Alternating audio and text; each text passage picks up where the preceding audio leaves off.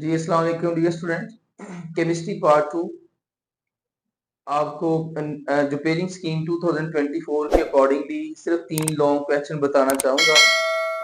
कुछ स्टूडेंट्स की तो बहुत अच्छे से तैयारी होगी, वो 100% मार्क्स ले सकते हैं, लेकिन अभी आज 15 है और 20 को आपका पेपर है, तो इन्हीं 4-5 दिन में अगर आप चाहें तो अभी भी 80 टू 85 के बिटवीन मार्क्स आप ले सकते हैं और बहुत ही मिनिमम सिलेबस और मैक्सिमम मार्क्स आप कैसे ले सकते हैं। कुछ आपको मैं चैप्टर बता रहा हूँ शॉर्ट क्वेश्चन के लिए और कुछ लॉन्ग के लिए। नई पेयरिंग स्कीम के मुताबिक आपने 3 पेयर तैयार करने हैं, 1 का, 2 के साथ, 7 का, 10 के साथ और 8 का 12 के साथ। अगर if you are interested in organic chemistry, you are not victim of organic chemistry, तो देन आप तीनों ही लॉन्ग क्वेश्चन ऑर्गेनिक पोर्शन से बहुत अच्छे से कर सकते हैं। लेकिन अगर आपका ऑर्गेनिक पोर्शन इतना अच्छा नहीं है, कुछ स्टूडेंट्स को चैप्टर 9 जैसे कि बेंजीन है या अल्कोहल है वो मुश्किल लगता है, या कुछ को 8-12 मुश्किल लगता है, चैप्टर 8 एंड 12 जो है वो मुश्किल लगता है। तो जिनको 8-12 मुश्किल लगता है वो 9-11 पे चला जाए, और जिनको 8-12 में कोई प्रॉब्लम नहीं है, बहुत ही सिंपल से लॉन्ग क्वेश्चन है, और वो फिर 9 में तो वैसे भी कोई 10 प्लस लॉन्ग क्वेश्चन बनते हैं, फिर आपका एक उसमें से अटेम्प्ट होगा।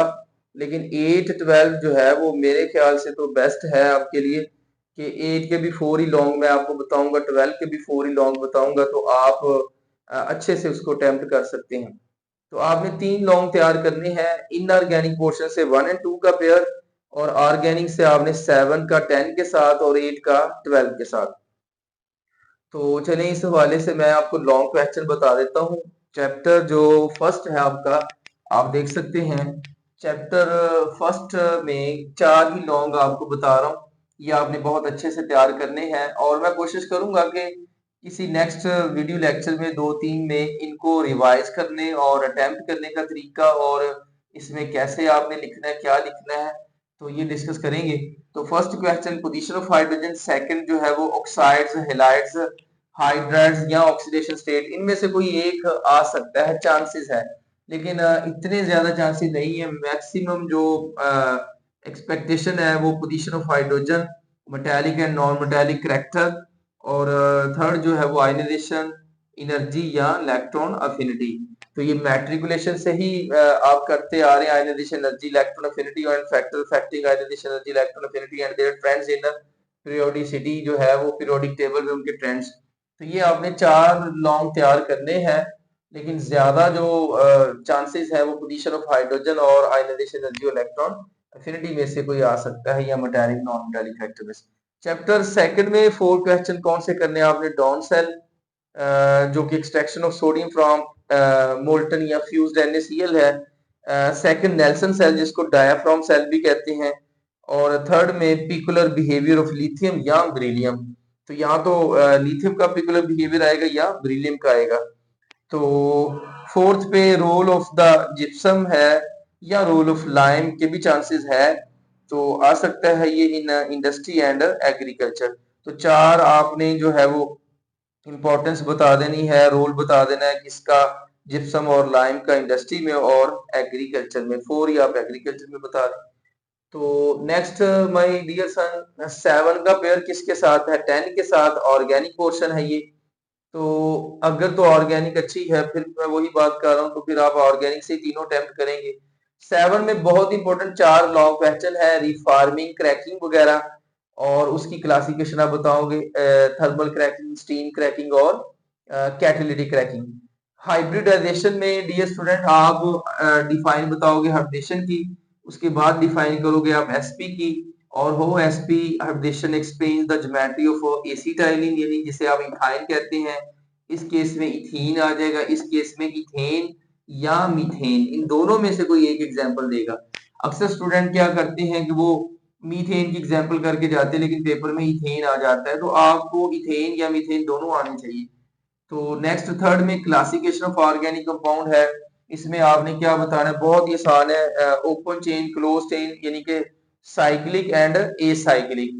तो इस तरह से आप उनकी फर्दर टाइप्स बताओगे। साइक्लिक की जो है वो होमोसाइक्लिक भी और हेट्रोसाइक्लिक भी, और जो है वो जो ओपन चेन है, तो उसमें स्ट्रेट चेन और ब्रांच चेन। तो ये बहुत ही आसान सा क्वेश्चन है, क्लासिफिकेशन ऑफ ऑर्गेनिक कंपाउंड। तो स्ट्रक्चरल फोर्थ पे है स्ट्रक्चरल या ज्योमेट्रिकल आइसोमेरिज्म। तो स्ट्रक्चरल आइसोमेरिज्म की 5 टाइप्स है, वो चेन, पोजीशन, टैटोमेरिज्म, मेटामेरिज्म और फंक्शनल आइसोमेरिज्म। और ज्योमेट्रिकल आइसोमेरिज्म में फर्स्ट ऑफ ऑल डिफाइन करोगे ज्योमेट्रिकल आइसोमेरिज्म की। स्ट्रक्चर में molecular formula same structure formula different होता है, जबकि ज्योमेट्रिकल आइसोमेरिज्म में स्ट्रक्चर और मॉलिक्यूलर दोनों सेम होते हैं, लेकिन जो है वो arrangement of the groups different होती है इन स्पेस। तो आप ज्योमेट्रिकल आइसोमेरिज्म की डिफाइन बता दो और उसके बाद आप जो है इसकी कंडीशन बताओगे और देन आप एग्जांपल सिस एंड ट्रांस की दोगे। बहुत ही आसान है। चैप्टर 10 में आपने SN1 और SN2 मैकेनिज्म करने हैं। अगर आप बहुत अच्छे से SN1 करते हैं तो उसी को चेंज करेंगे आप SN2। SN1 में आप टर्शियल काइनेट की एग्जांपल देते हैं, SN2 में प्राइमरी की एग्जांपल देते हैं। SN1 डबल स्टेप मैकेनिज्म है, SN2 सिंगल स्टेप हो जाएगा। SN1 में 50% इन्वर्जन और 50% रिटेंशन है, तो SN2 में माय डियर सन आप बता दोगे कि 100% इन्वर्जन होती है। फिर उसकी मॉलिक्यूलरिटी और ऑर्डर ऑफ रिएक्शन के हवाले से, रेट इक्वेशन के हवाले से आप बता दोगे, सॉल्वेंट का रोल बता दोगे, स्टेप का बता दोगे। तो इस तरह आपने दोनों का कंपैरिजन बहुत अच्छे से बताना है कि जी molecularity and order of reaction SN1 1 ही है और SN2 का ऑर्डर भी और मॉलिक्यूलरिटी 2 है, लेकिन एलिमेंट्री स्टेप्स में फर्क है। SN1 डबल स्टेप है और SN2 सिंगल स्टेप है। इसमें पहले लीविंग ग्रुप लीव करेगा, देन अटैकिंग अटैक करेगा। इसमें लीविंग ग्रुप जो है और लीविंग ग्रुप का लीव करना और अटैकिंग का अटैक करना साइमल्टेनियसली और सिंगल स्टेप में ही होता है। बीटा एलिमिनेशन रिएक्शन अगर SN1 जानते हैं तो वही मैकेनिज्म E1 से सिमिलर है और SN2 का मैकेनिज्म अगर आप जानते हैं तो वो सिमिलर टू E2 हो जाएगा। फर्क ये होता है कि इसमें सब्स्टिट्यूशन होती है और इसमें एलिमिनेशन होती है। तो बीटा एलिमिनेशन रिएक्शन की डिफाइन करें, right a note on beta elimination reaction. तो आप डिफाइन करोगे, अगर कोई एक मैकेनिज्म आ जाता है तो वो E1 या E2 तो उस पे आप उसका आप बता देंगे। थर्ड में ग्रिगनर रीजन के रिएक्शन है, वाटर, अमोनिया और एथानॉल सब में अल्केन बनता है और फॉर्मल्डिहाइड, एस्टल्डिहाइड और एसीटोन के साथ जो रिएक्शन है उसमें अल्कोहल बनती है। तो सम टाइम ये लॉन्ग क्वेश्चन इस तरह से भी आता है कि give preparation of primary, secondary and tertiary alcohol from Grignard reagent. तो आपने प्राइमरी के लिए फॉर्मल्डिहाइड के साथ, सेकेंडरी के लिए एस्टल्डिहाइड के साथ और टर्शियरी के लिए आपने एसीटोन से रिएक्शन करवा देना है। इसके अलावा इपोक्साइड और साइनोजिन क्लोराइड के साथ रिएक्शन ऑफ ग्रिगनर रीजन भी आ सकते हैं। तो ये आपके 3 लॉन्ग है जिनमें से जो है वो कोई एक आ सकता है। चलें जी, उसके बाद चैप्टर 8 पे आ जाएं। तो chapter 8 my dear son, first important question halogenation of methane है, जिसे आप फ्री रेडिकल मैकेनिज्म भी कहते हैं। इसमें आपने डिफाइन करनी है। उसके बाद फिर आप बताओगे इनिशिएशन, प्रोपागेशन और टर्मिनेशन क्या होती है और 8 स्टेप में इसका जो मैकेनिज्म है वो आप बताओगे। कॉब्स इलेक्ट्रोलिसिस की एक खास बात ये है कि वो हर साल, ये हर दूसरे तीसरे साल पेपर में क्वेश्चन ये आता है। कभी वो कॉब्स इलेक्ट्रोलाइटिक मेथड से प्रिपरेशन ऑफ अल्केन कहता है, कभी एल्कीन कहता है और कभी अल्काइन कहता है। तो ये माइनर सा चेंज है। अल्केन थोड़ा डिफरेंट है, लेकिन एल्कीन और अल्काइन में कोई खास फर्क नहीं है। आप अल्कीन की प्रिपरेशन के लिए sodium salt of succinic acid लेते हैं, जबकि अल्काइन की प्रिपरेशन के लिए डाई सोडियम साल्ट ऑफ जो है वो मैलिक एसिड लेते हैं। तो बस आपने स्टार्ट जो है वो डिफरेंटली करना है, बाकी आगे सारे वही स्टेप हैं, वो सारा सेम ही है तकरीबन।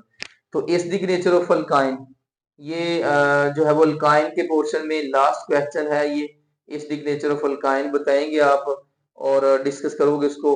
उसके बाद चौथा जो है वो कैटालिटिक ऑक्सीडेशन ऑफ मीथेन या फिर पॉलीमराइजेशन रिएक्शन। इन दोनों में मेरा ये गैस समझ लें कि एक्सपेक्टेशन है कि कैटालिटिक ऑक्सीडेशन ऑफ मीथेन हो सकता है 4 स्टेप में। मीथेन से methanol, methanoic acid and final products carbon dioxide water बनते हैं। तो polymerization reaction dear son, acetylene के पॉलीमराइजेशन रिएक्शन 2 तरह के हैं, एक लीनियर पॉलीमराइजेशन है और दूसरी साइक्लिक पॉलीमराइजेशन है। लीनियर में आप बताओगे विनाइल एसिटाइलिन कैसे बनता है, डाइविनाइल एसिटाइलिन कैसे बनता है, क्लोरोप्रीन, नियोप्रीन वगैरह। और साइक्लिक का एक एग्जांपल है कि एसिटाइलिन की कन्वर्जन है बेंजीन में। तो चैप्टर 12 पे आ जाएं। इसके 3 लॉन्ग क्वेश्चन है जनरली, बाकी चौथा आपने बैकअप रखना है। हो सकता है कि वो आ जाए, लेकिन चांसेस बहुत कम है। ज्यादातर ये अगर आप देखें प्रीवियस पेपर्स तो एल्डोल आया हुआ है, कैंजरो ही आता है ज्यादातर। तो डिशन रिएक्शन है कुछ हाइड्रोजन साइनाइड, सोडियम बोरोहाइड्राइड और सोडियम बाइकार्बोनेट। ये इतने इंपॉर्टेंट नहीं है, लेकिन इस साल ये भी चांसेस है कि कोई एक आधा ऐसा लॉन्ग भी आएगा जो कभी मतलब रूटीन वाइज नहीं पेपर का हिस्सा नहीं रहा, वो कभी आया नहीं है, लेकिन इस साल आने के चांसेस बहुत ज्यादा है। डेरिवेटिव अमोनिया हम हर साल तैयार करवाते हैं, बच्चों को से कहते हैं तैयार कर लें, लेकिन बहुत कम आता है ये। तो आपने एल्डोल, कैंजरो और एडिशन रिएक्शन ये तीनों बहुत अच्छे से करने हैं। इस तरह आपकी ये तीन जो है वो पेयरिंग के मुताबिक 2024 पेयरिंग के मुताबिक तीन लॉन्ग आपके तैयार हो जाते हैं।